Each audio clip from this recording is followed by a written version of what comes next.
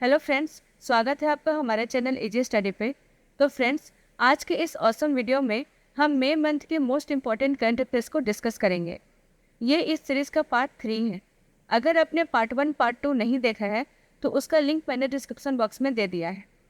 और अगर आपको हमारे वीडियो का PDF चाहिए तो हमारे टेलीग्राम चैनल को ज्वाइन कर ले, जिसका लिंक आपको डिस्क्रिप्शन बॉक्स में मिल जाएगा। तो बिना किसी देरी के वीडियो को स्टार्ट करते हैं। Today's first question is, as per RBI's latest monthly bulletin, what was the gross inward FDI flow in India in 2022-23? RBI की नवीनतम मासिक बुलेटिन के अनुसार 2022-23 में भारत में सकल आवक FDI प्रवाह कितना था?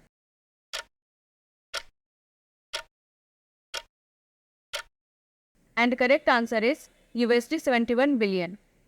RBI के लेटेस्ट मंथली बुलेटिन में पब्लिश्ड एक आर्टिकल के अनुसार 2022-23 में gross inward FDI flows $71 billion था, जो कि ईयर ऑन ईयर बेसिस पर 16.3% की गिरावट दर्ज करता है। इसके अलावा नेट FDI भी एक साल पहले के 38.6 बिलियन USD की तुलना में 2022-23 में लगभग 27% घटकर 28 बिलियन USD हो गया है। 2021-22 में FDI इनफ्लोज $81.97 बिलियन था, जो फाइनेंशियल ईयर 2019-20 से 10% अधिक था। ठीक है। Which fighter aircraft has landed on the indigenous aircraft carrier INS Vikrant for the first time at night? स्वदेशी विमान वाहक पोत INS विक्रांत पर पहली बार रात में कौन सा लड़ाकू विमान उतरा है?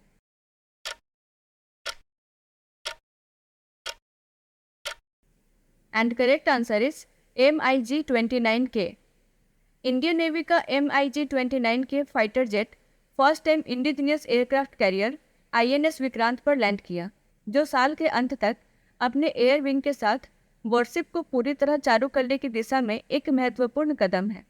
Recently, who has been awarded an honorary member of the order of the British empire by king Charles III for his contribution to Indian classical arts in Britain? हाल ही में ब्रिटेन में भारतीय शास्त्रीय कलाओं में उनके योगदान के लिए किसे किंग चार्ल्स III द्वारा order of the British Empire के मानद सदस्य से सम्मानित किया गया है?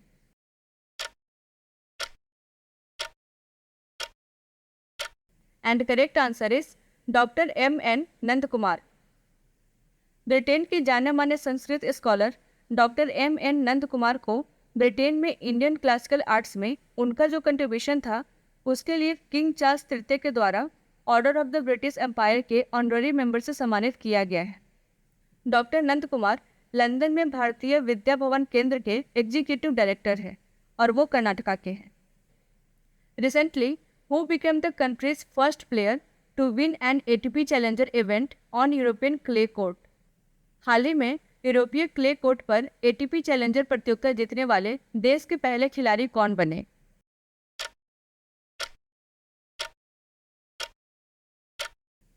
And correct answer is Sumit Nagal.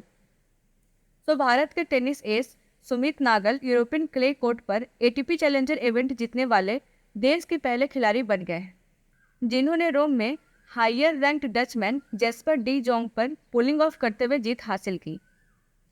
25 years old Nagal ने ATP सिंगल्स रैंकिंग में इंडियन से 100 से अधिक स्थान ऊपर डी जोंग को 6-3, 6-2 से हराकर अपना तीसरा ATP चैलेंजर खिताब को जीता है। नागल का रैंक वर्ल्ड में 347 है। ठीक है। India's finance ministry has notified a total of how many Nations investments from which in Indian startups will be exempted from angel tax?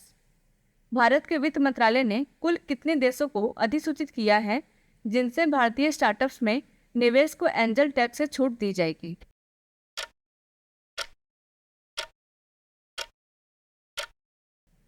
And correct answer is 21।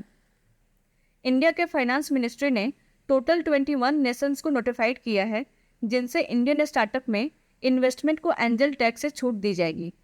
और central board of direct taxes ने notified किया है कि इन देशों के unlisted Indian startup में non resident investment पर एंजल टैक्स नहीं लगेगा। ठीक है। Which state government has announced Himganga scheme to promote milk based economy in the state? किस राज्य सरकार ने राज्य में दूध आधारित अर्थव्यवस्था को बढ़ावा देने के लिए हिमगंगा योजना की घोषणा की है?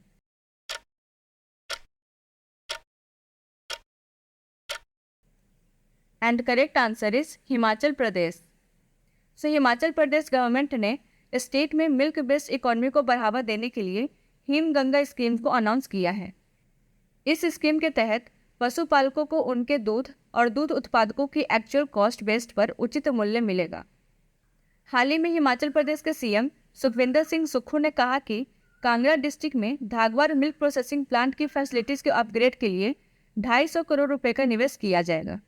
Who has been awarded the prestigious Leipzig Book Prize for European Understanding in 2023? 2023 में यूरोपीय समझ के लिए प्रतिष्ठित लिप्जिग बुक पुरस्कार से किसे सम्मानित किया गया है?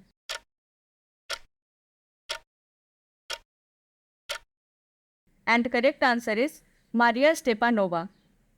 बर्लिन में एग्जाइल में रहने वाली रशियन लिटरेचर की एक powerful contemporary voice Maria Stepanova को 2023 में यूरोपियन अंडरस्टैंडिंग के लिए प्रेस्टिजियस लिप्जिग बुक प्राइज से सम्मानित किया गया है। ठीक है। The RBI and the BIS innovation hub of the bank for international settlements have jointly launched the 4th edition of the G20 Tech Sprint. It is a global technology competition to promote innovative solutions aimed at improving what? Bank for international settlements के RBI और BIS innovation hub ने संयुक्त रूप से G20 take sprint का चौथा संस्करण launch किया है।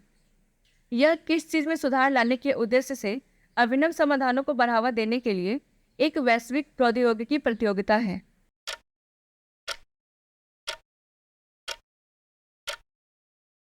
And correct answer is cross border payments. Bharat के G20 प्रेसिडेंसी के तहत आरबीआई और बैंक फॉर इंटरनेशनल सेटलमेंट्स के बीआईएस इनोवेशन हब ने ज्वाइंटली G20 टेक स्प्रिंट का 4th एडिशन को लॉन्च किया है, जो कि क्रॉस बॉर्डर पेमेंट्स में सुधार के उद्देश्य से इनोवेटिव सॉल्यूशन को बढ़ावा देने के लिए एक ग्लोबल टेक्नोलॉजी कंपटीशन है। इसके लिए ग्लोबल इनोवेटर्स को भी इन्वाइट किया गया है। ठीक है। Which state government has decided to provide ₹1,500 per month as Indira Gandhi Mahila Samman Nidhi to all the women aged 18 to 60 years in Spiti valley? किस राज्य सरकार ने स्पीति घाटी में 18 से 60 वर्ष की आयु की सभी महिलाओं को इंदिरा गांधी महिला सम्मान निधि के रूप में प्रति माह 1500 रुपये प्रदान करने का निर्णय लिया है?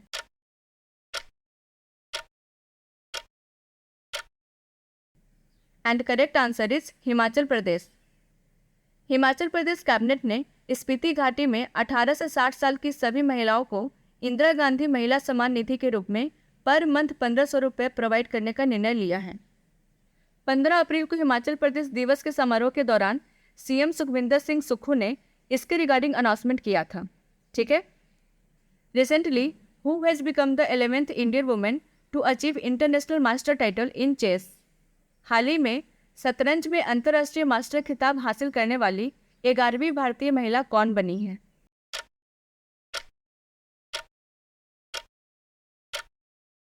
And correct answer is Vantika Agrawal. Vantika Agrawal chess में न्यू इंडिया वुमेन नंबर 3 और इंटरनेशनल मास्टर टाइटल हासिल करने वाली 11वीं भारतीय महिला बन गई हैं। ठीक है। NITI Aayog has released the best practices in social sector a compendium 2023 in collaboration with which of the following?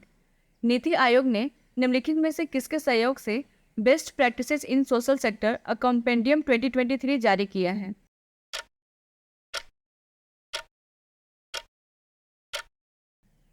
And correct answer is United Nations Development programme.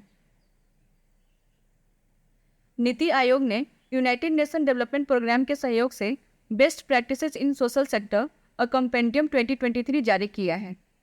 Bharat की स्वतंत्रता के 75 वर्ष मनाने और union ministers and state government के प्रयासों को उजागर करने और उनकी सराहना करने के लिए इस कंपेंडियम में 14 की सोशल सेक्टर्स में 75 केसेस शामिल हैं, और ये जितने भी केस स्टडीज़ है वो सभी स्टेट्स या UT and government of India के 30 मिनिस्ट्रीज एंड डिपार्टमेंट से प्राप्त किया गया है।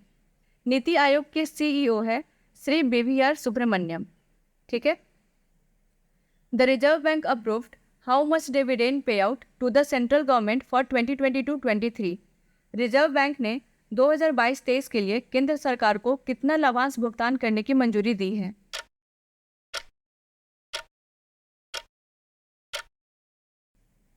And correct answer is ₹87,416 crore. RBI के बोर्ड ने 87,416 करोड़ रुपए को फाइनेंशियल ईयर 2023 के लिए सेंट्रल गवर्नमेंट को डिविडेंड के रूप में ट्रांसफर करने के लिए अप्रूव कर दिया है। कंटिजेंसी रिस्क बफर को 6% पर रखने का डिसीजन लेते हुए, जो कि पहले 5.5% था। Government listed public sector bank से लगभग 13,800 करोड़ रुपए का इक्विटी डिविडेंड अर्न करने के लिए तैयार है, जो कि अब तक का हाईएस्ट डिविडेंड होगा। ठीक है। Which state government has announced a new insurance scheme for toddy tappers called Gita कर्मिकुला Bhim? किस राज्य सरकार ने तारी निकालने वालों के लिए गीता कर्मिकुला भीम नामक एक नई बीमा योजना की घोषणा की है?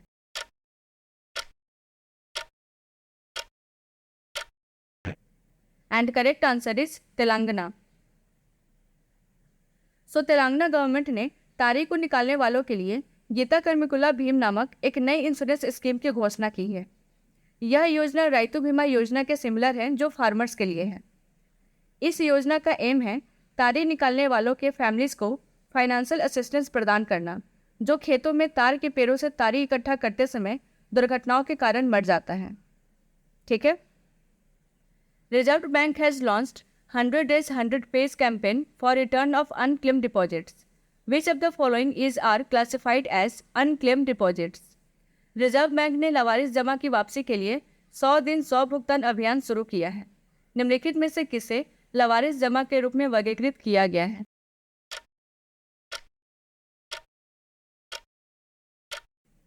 And correct answer is A, B and C।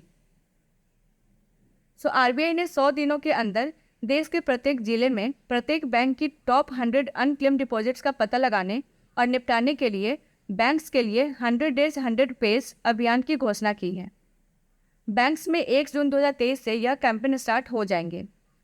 Unclaim deposit का मतलब हुआ कि वैसे सेविंग या करेंट अकाउंट्स के बैलेंसेस जो 10 वर्षों से ऑपरेट नहीं है या डेट ऑफ मैच्योरिटी से 10 सालों के अंदर टर्म डिपॉजिट का दावा नहीं किया गया है, उन्हें अनक्लेम डिपॉजिट कहा जाता है।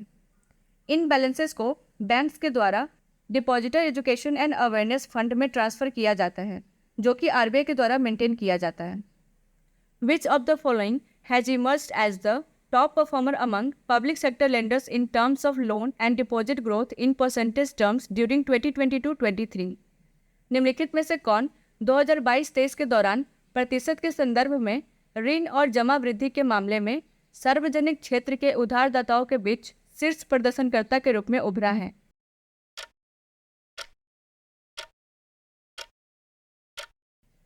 And correct answer is bank of Maharashtra. State owned bank of Maharashtra 2022-23 के दौरान परसेंटेज टर्म्स में लोन एंड डिपॉजिट ग्रोथ के मामले में पब्लिक सेक्टर लेंडर्स के बीच टॉप परफॉर्मर के रूप में उभरा है। परसेंटेज इंक्रीज के टर्म में बैंक ऑफ महाराष्ट्र ने मार्च 2023 तक 1,75,120 करोड़ रुपए के लोन में 29.4% की जंप की है। इसके बाद है Indian overseas bank with 21.2% and उसके बाद है यूको बैंक 20.6%। डिपॉजिट ग्रोथ के संबंध में बैंक ऑफ महाराष्ट्र ने मार्च 2023 के एंड में 15.7% की इंक्रीमेंट देखी और 2,34,083 करोड़ रुपए को मोबिलाइज किए। ठीक है। Who has been elected as the new president of the World Bank? विश्व बैंक के नए अध्यक्ष के रूप में किसे चुना गया है?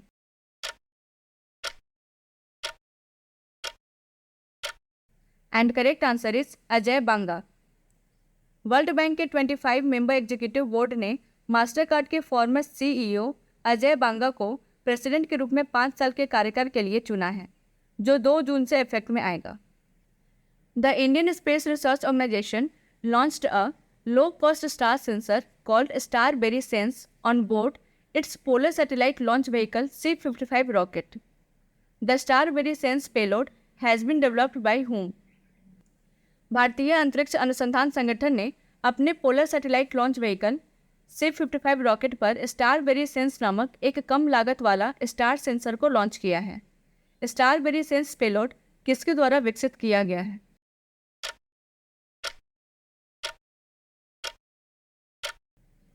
And correct answer is Indian institute of astrophysics. ISRO ने 22 अप्रैल 2023 को अपने polar satellite launch vehicle C-55 rocket पर स्टारबेरी सेंस नामक एक लो कॉस्ट वाला स्टार सेंसर को लॉन्च किया है। Starberry sense payload Indian institute of astrophysics के द्वारा डेवलप किया गया है, जो एक ऑटोनोमस इंस्टीट्यूट है department of science and technology का। ठीक है।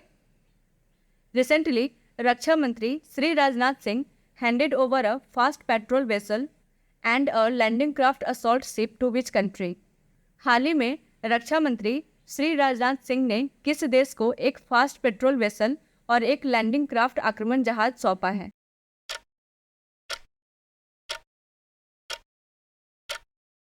And correct answer is Maldives. रक्षा मंत्री श्री राजनाथ सिंह ने एक फास्ट पेट्रोल वेसल एंड एक लैंडिंग क्राफ्ट असॉल्ट शिप को मालदीव्स नेशनल डिफेंस फोर्सेस को हैंडओवर किया है। इस ओकेजन के दौरान मालदीव्स के president mister Ibrahim Mohamed Solih and defence minister miss Mariya Ahmed Didi present थे। ठीक है। Food and drug administration of which country has approved the world's first vaccine RXV to prevent respiratory syncytial virus? किस देश के फूड एंड ड्रग एडमिनिस्ट्रेशन ने respiratory syncytial virus को रोकने के लिए दुनिया के पहले वैक्सीन RXV को मंजूरी दी है?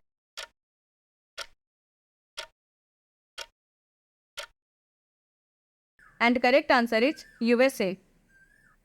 USA food and drug administration ने RSV को रोकने के लिए दुनिया के पहले वैक्सीन को मंजूरी दे दी है। यह एक रेस्पिरेटरी बीमारी है जो बच्चों और बुजुर्गों में गंभीर हो सकती है। इस वैक्सीन को UK based pharmaceutical company GlaxoSmithKline के द्वारा डेवलप किया गया है।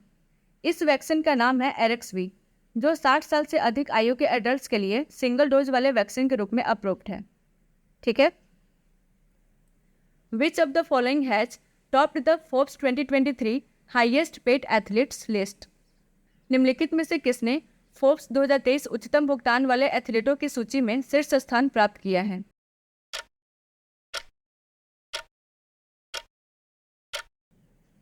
And correct answer is Cristiano Ronaldo. Forbes के अकॉर्डिंग सऊदी अरबिया के अल नसर के बाद क्रिस्टियानो रोनाल्डो दुनिया के सबसे अधिक सैलरी पाने वाले एथलीट बन गए हैं, जबकि पेरिस सेंट जर्मन की जोड़ी लियोनेल मेसी और किलियन एम्बाप्पे ने टॉप 3 में अपना एनुअल सैलरी लगभग दोगुना कर दिया है। क्रिस्टियानो रोनाल्डो, जो पिछले साल मैनचेस्टर यूनाइटेड छोड़ने के बाद 2025 तक सऊदी सॉकर क्लब में शामिल हुए थे। ठीक है। Thank you for watching this video. I hope ये वीडियो आपके लिए यूजफुल रहा होगा। अगर आपको ये वीडियो अच्छी लगी हो तो प्लीज़ वीडियो को लाइक करें, चैनल को सब्सक्राइब करें एंड अपने फ्रेंड्स के साथ शेयर करना ना भूलें। इस सीरीज का नेक्स्ट पार्ट बहुत जल्दी चैनल पे अपलोड कर दिया जाएगा। तब तक के लिए goodbye and take care.